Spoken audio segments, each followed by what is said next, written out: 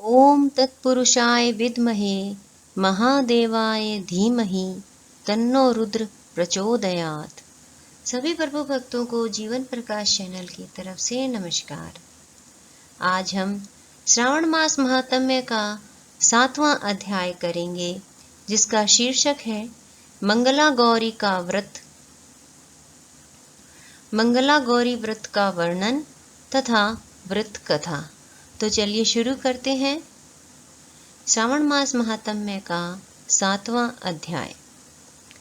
ईश्वर बोले, हे सनत कुमार, अब मैं अत्युत्तम भौम व्रत का वर्णन करूंगा, जिसके अनुष्ठान करने मात्र से वैधव्य नहीं होता है।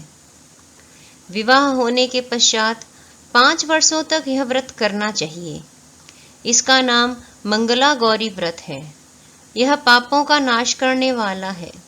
विवाह के पश्चात प्रथम श्रावण शुक्ल पक्ष में पहले मंगलवार को यह व्रत करना चाहिए।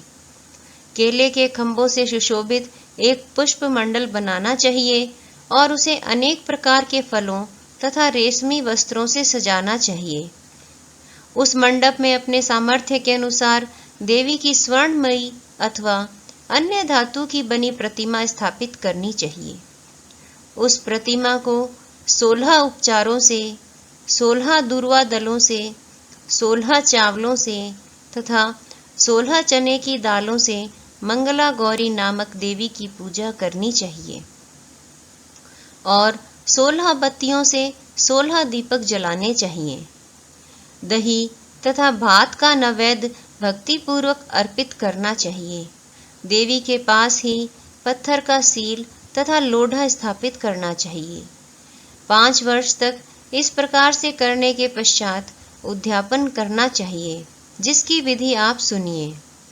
अपने सामर्थ्य के अनुसार 1 पल प्रमाण सुवर्ण की अथवा उसके आधे प्रमाण की अथवा उसके भी आधे प्रमाण की मंगला गौरी की प्रतिमा निर्मित करनी चाहिए।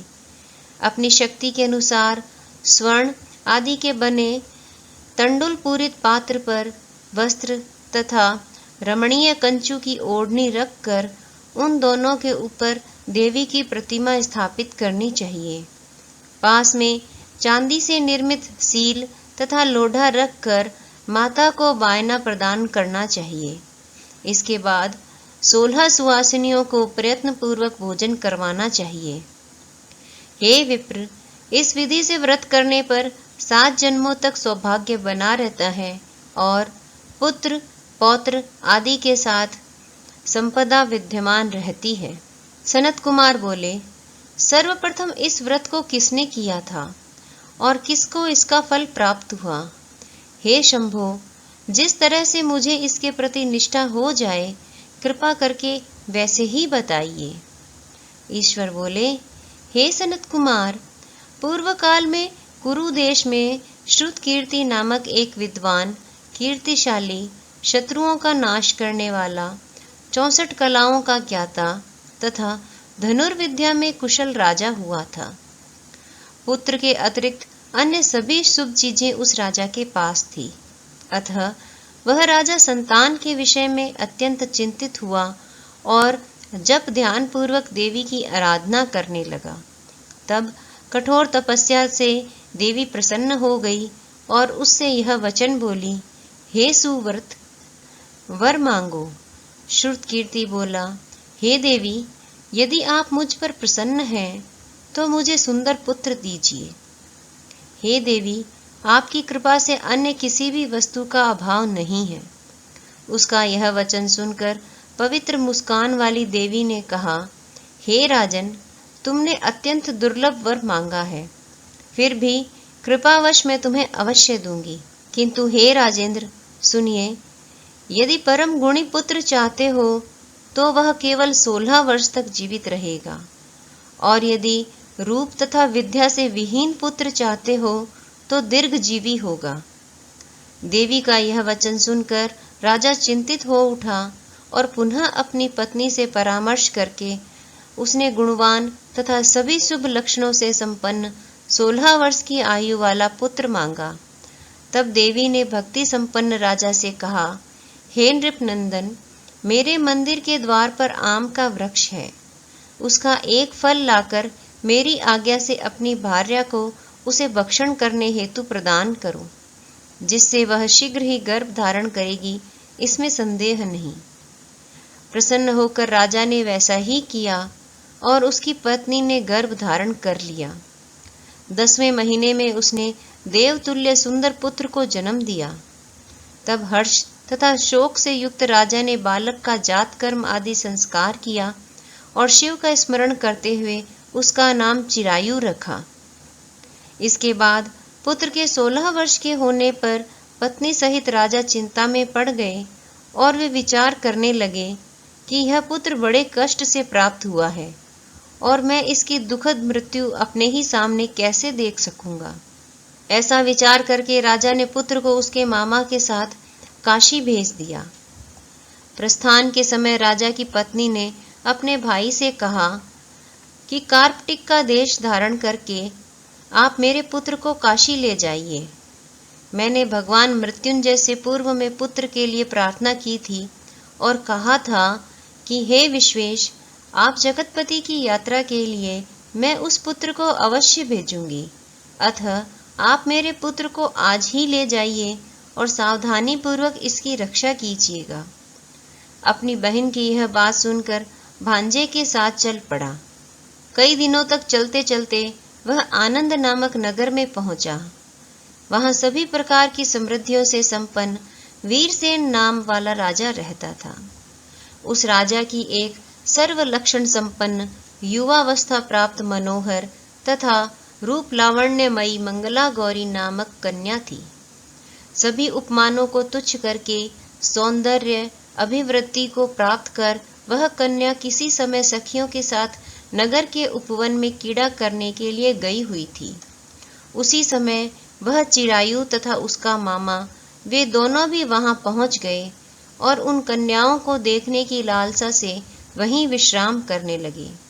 इसी बीच विनोद पूर्वक क्रीड़ा करती हुई उन कन्याओं में से किसी एक ने कुपित होकर राजकुमारी को रांडा यह कुवचन कह दिया। तब उस अशुभ वचन को सुनकर राजकुमारी ने कहा, तुम अनुचित बात क्यों बोल रही हो? मेरे कुल में तो इस प्रकार की कोई नहीं है। मंगला गौरी की कृपा से तथा उनके व्रत के प्रभाव से विवाह के समय जिसके सर पर मेरे हाथ से अक्षत पड़ेंगे, हे सखी, वह यदि अल्पायु वाला होगा तो भी चिरंजीवी हो जाएगा। इसके बाद वह सभी कन्याएं अपने अपने घर चली गई। उसी दिन राजकुमारी का विवाह था। बालिक देश के दृढ़धर्मा नामक राजा के सुकेतु नाम वाले पुत्र के साथ उसका विवाह निश्चित किया गया था। वह सुकेतु विद्याहीन, कुरूप तथा बहरा था। तब सुकेतु के साथ आए हुए उन लोगों ने विचार किया कि इस समय कोई दूसरा श्रेष्ठ वर ले जाना चाहिए और विवाह संपन्न हो जाने के बाद वहां सुकेतु पहुंच जाए। उन लोगों ने चिरायु के मामा के पास जाकर याचना की कि आप इस बालक को हमें दे दीजिए, जिससे हमारा कार्य सिद्ध हो जाए। इस पृथ्वी पर परोपकार के समान दूसरा कोई धर्म नहीं है। उनकी बात सुनकर चिरायु का मामा मन ही मन बहुत प्रसन्न हुआ, क्योंकि इसने उपवन में पहले ही कन्या मंगला गौरी की बात सुन ली थी। फिर भी उसने एक बार कहा कि आप लोग इसे किस लिए मांग रहे हैं?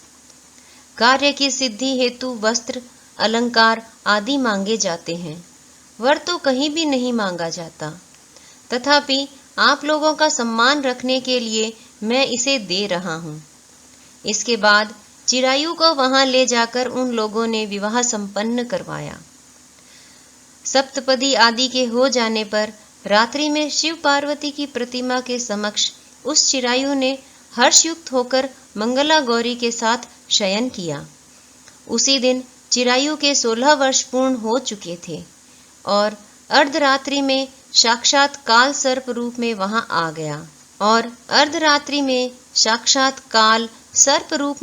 आ गया। इसी बीच संयोगवश राजकुमारी जाग गई। उसने उस महासर्प को वहां देखा और वह भय से व्याकुल होकर कांपने लगी। तभी उस कन्या ने धैर्य धारण करके 16 उपचारों से सर्प की पूजा की और पीने के लिए उसे दूध दिया। उसने दीनता भरी वाणी से उस सर्प की प्रार्थना तथा स्तुति की। मंगला गौरी प्रार्थना करने लगी कि मैं उत्तम व्रत को करूंगी जिससे मेरे पति जीवित रहें। ये जिस तरह से चिरकाल तक जीवित रहें, आप वैसा कीजिए। इतने में सर्प वहां स्थित एक कमंडलू में प्रवेश कर गया और उस मंगला गौरी ने अपनी कंचुकी से उस कमंडलू का मुंह बांध दिया। इसी बीच उसका पति अंगड़ाई लेकर जाग गया और अपनी पत्नी से बोला, हे प्रिय, मुझे भूख लगी है। तब वह अपनी माता के पास जाकर खीर लड्डू आदि ले आई और उसके द्वारा दिए भोज्य पदार्थ को उसने प्रसन्न मन होकर खाया। भोजन के पश्चात हाथ धोते समय उसके हाथ से अंगूठी गिर पड़ी। तांबुल खाकर वह पुनः सो गया। इसके बाद मंगला गौरी कमंडलू को फेंकने के लिए जाने लगी।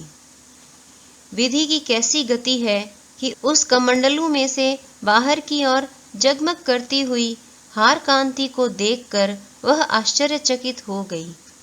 घट में स्थित उस हार को उसने अपने कंठ में धारण कर लिया।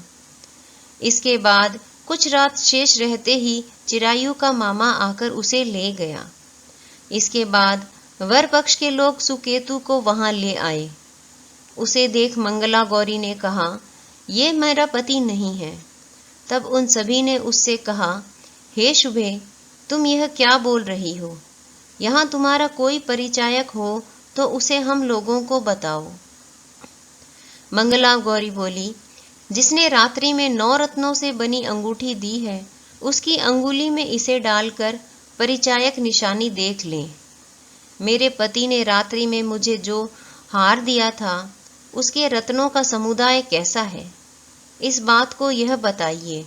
यह तो कोई अन्य ही है। इसके अतिरिक्त रात्रि में आम सींचते समय उनका पैर कुमकुम से लिप्त हो गया था।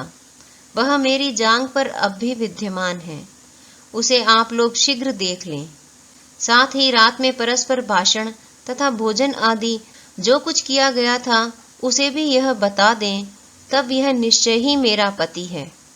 इस प्रकार उसका वचन सुनकर सभी ठीक है कहने लगे, किंतु जब एक भी बात न मिली तब सभी ने सुकेतु को उसका पति होने से निषिद्ध कर दिया और वर पक्ष वाले जिस तरह से आए थे उसी तरह से चले गए। उसके बाद अपने वंश को बढ़ाने वाले महान यश से संपन्न तथा परम मनस्वी मंगला गौरी के पिता ने अन्न पान आदि का सत्र चलाया। उन्होंने वर पक्ष का वृतांत कानों कान सुन लिया कि स्वरूप से कुरूप होने के कारण लोगों के द्वारा किसी अन्य को वर के रूप में आदर पूर्वक लाया गया था। तब उन्होंने अपनी कन्या को पर्दे के भीतर बिठा दिया। उसके बाद 1 वर्ष बीतने पर यात्रा करके चिरायु अपने मामा के साथ यह देखने आया कि विवाह के बाद वहां क्या हुआ। तब उसे गवाक्ष के भीतर से देखकर वह मंगला गौरी अत्यंत प्रसन्न हुई और अपने माता पिता से बोली कि मेरे पति आ गए हैं। राजा ने अपने सुसज्जनों को बुलाकर पूर्व में कहे गए सभी परिचायकों की निशानी को देखकर मंद मुस्कान वाली अपनी कन्या चिरायु को सौंप दी। राजा ने शिष्ट जनों के साथ लेकर विवाह का उत्सव करवाया। इसके बाद राजा वीरसेन ने वस्त्र, आभूषण आदि, सेना, घोड़े, रथ और अन्य भी बहुत सी सामग्रियां देकर उन्हें विदा किया। उसके बाद कुल को आनंदित करने वाला वह चिरायु पत्नी तथा मामा को साथ लेकर सेना के साथ अपने नगर पहुंचा। लोगों के मुख से उसे आया हुआ सुनकर उसके माता पिता को विश्वास नहीं हुआ। उन्होंने सोचा कि प्रारब्ध अन्यथा कैसे हो सकता है। इतने में वह अपने माता पिता के पास आ गया और स्नेह से परिपूर्ण वह चिरायु भक्तिपूर्वक उनके चरणों में गिर पड़ा। तब अपने पुत्र का मस्तक सूंघकर उन दोनों ने परम आनंद प्राप्त किया। पुत्र वधू मंगला गौरी ने भी सास ससुर को प्रणाम किया। तब सास उसे अपनी गोद में बिठाकर सारा वृतांत शीघ्रता पूर्वक पूछने लगी। हे महामुने, तब पुत्र वधू ने भी मंगला गौरी के उत्तम व्रत महात्म्य तथा जो कुछ घटित हुआ था वह सब वृतांत बताया। हे सनत कुमार, मैंने आपसे इस मंगला गौरी व्रत का वर्णन कर दिया। जो कोई भी इसका श्रवण करता है अथवा जो इसे कहता है उसके सभी मनोरथ पूर्ण हो जाते हैं, इसमें संदेह नहीं है। सूत जी बोले, हे ऋषियों, इस प्रकार शिवजी ने सनत कुमार को यह मंगला गौरी व्रत बताया और उन्होंने सभी कार्यों को पूर्ण करने वाले इस व्रत को सुनकर महान आनंद प्राप्त किया। इस प्रकार श्री स्कंद पुराण के अंतर्गत ईश्वर सनत कुमार संवाद में श्रावण महात्म्य में मंगला गौरी व्रत कथन नामक 7वां अध्याय पूर्ण हुआ। ओम नमः शिवाय।